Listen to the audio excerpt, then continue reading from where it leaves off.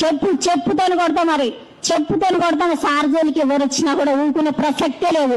Sir వెనుక మేమందరం ఉన్నాం.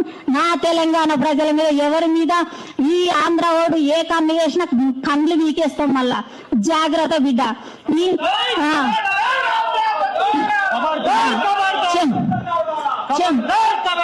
చెప్పుతోని కొట్టడం జరుగుతుంది, ఖచ్చితంగా చెప్పుతోని కొట్టడం జరుగుతుంది.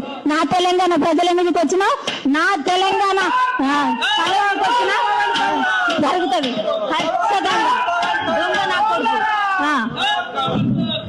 నా తెలంగాణ ప్రజల మీదకి రావడానికి హక్కు లేదు, అసలుకే లేదు, ప్రారంభించడానికి లేదు, మరి ఎవరికి లేదని నేను ఆంధ్ర పాలకులకు ఇక్కడికి రావడానికి హక్కు లేదని నేను హెచ్చరిస్తా ఉన్నా. ఇంకెవరి మీద కూడా ఇటువంటి ఆరోపణలు వేసిన దొంగ నా కొడుకులను చెప్పులతోని అందుతామని హెచ్చరిస్తా ఉన్నా. నేను